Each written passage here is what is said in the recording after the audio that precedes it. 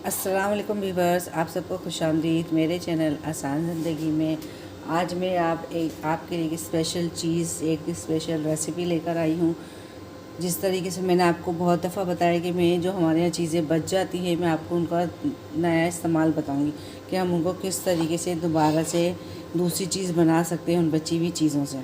तो मैं recipe start करूँगी, तो उससे पहले मैं आपसे एक दफ़ा कहूँगी कि अगर आप मेरे चैनल पर नए हैं तो मेरे चैनल को प्लीज़ सब्सक्राइब कर दें, और अगर आपको मेरी वीडियो पसंद आए तो उसको लाइक करें, शेयर करें। चले जी, अब मैं आपको अपनी रेसिपी बताती हूँ कि आज मैं क्या बता रही हूँ।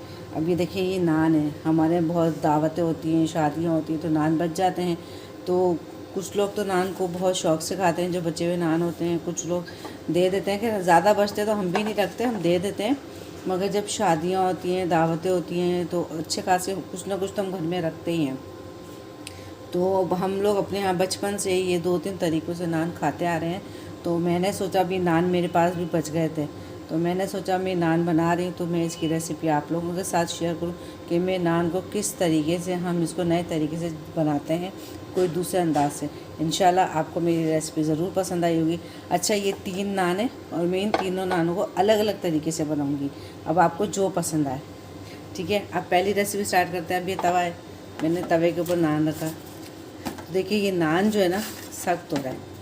ये सख्त हो रहा है नान। अब हम इसको सेट करते हैं।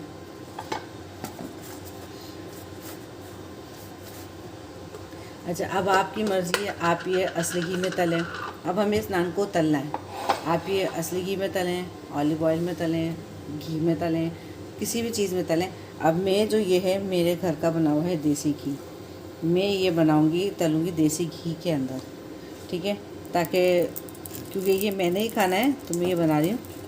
तो सबसे पहले हमने इसमें तेल डालना है ताकि ये चिपके नहीं। ठीक है, ये हमने देखिए इसमें घी डाल दिया। अब हमें ऊपर से देना है पानी का छींटा ताकि ये नरम हो जाए।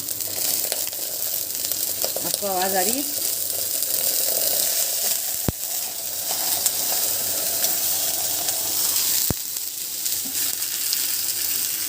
अच्छा, ऑयल या घी डालने का मकसद यही होता है कि ये जब नान गीला होगा तो ये तवे पे चिपके नहीं।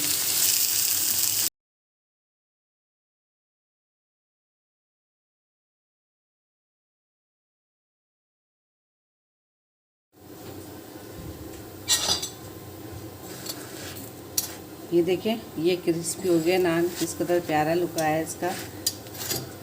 इसी तरीके से जितने भी नान हो आप उनको तल लें, और ये बहुत मज़ा देते हैं चाय के साथ। ख़ास तौर से चाय के साथ तो बहुत ही मज़ा देते हैं ये।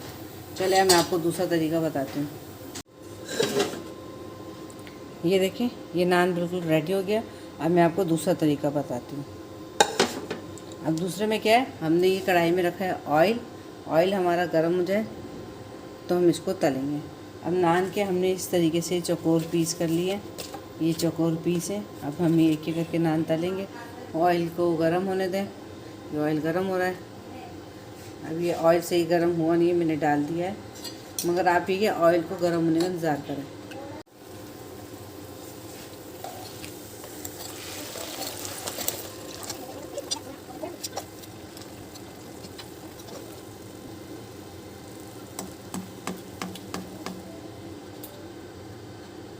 अब ये देखिए, एक स्लाइस हो गया। अब हम डालेंगे दूसरा।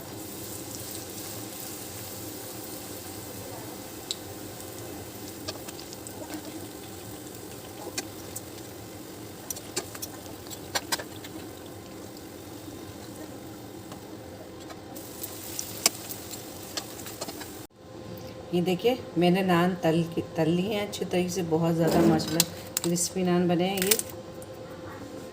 और अब मैं आपको तीसरा तरीका बताती हूँ। तीसरे तरीके में हमें बेसन यूज़ करना है। ये मैंने छलनी में बेसन डाल के रखा है, हम इसको छानना है।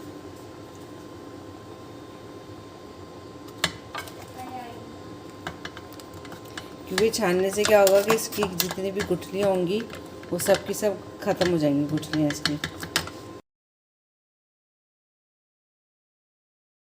ये देखिए, हमने बेसन छान लिया। बेसन में जितनी भी गुठलियाँ थी वो सब ख़त्म हो गई। अब हम इसके अंदर ये थोड़ा, इसके आधा चमचा हमने नमक डालेंगे, और ये 1 चमचा कुटी हुई लाल मिर्च है, और थोड़ा सा सिर्फ 1 चुटकी ये है मीठा सोडा।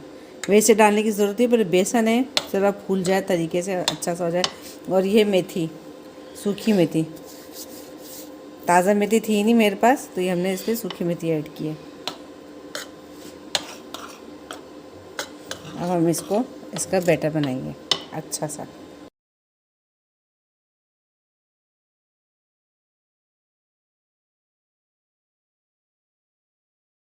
अभी देखें ये इसका तैयार हो गया, ये इस तरीके से है, ना ये बहुत गाढ़ा है ना ये बहुत पतला है। और मीठा सोडा डाला है ताकि ये तरीके से फूल जाए, और हम इसको 2-4 मिनट के लिए छोड़ देंगे। चलिए, ये सीधा हल हो गया। अब हम इसको तलते हैं। ये हमने 2 मिनट के लिए छोड़ दिया। अब ये यही इसी तरीके से हमने चौकोर इसके पीस काट लिए थे तिकोने, और ये देखिए इस तरीके से। और ये हमने डाल दिया कढ़ाई में।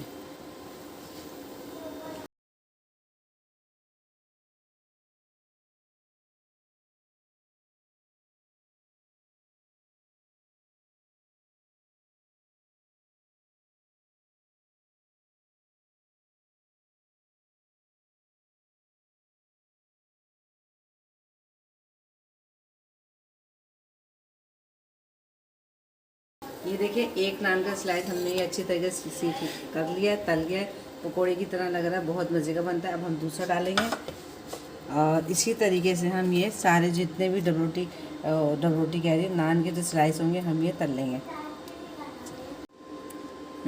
ये देखिए नान हमने रेडी किया। सबसे पहले हमने ये पूरा नान तला था तवे के ऊपर, फिर ये नान हमने कढ़ाई में तला था, ये नान हमने बेसन में डिप करके तला था। अब इसको नान का पकोड़ा बोल लें, कुछ भी कह लें। और ये देखिए छोटे बनाए बच्चों के हिसाब से, और ये हमने बड़े बनाए हैं।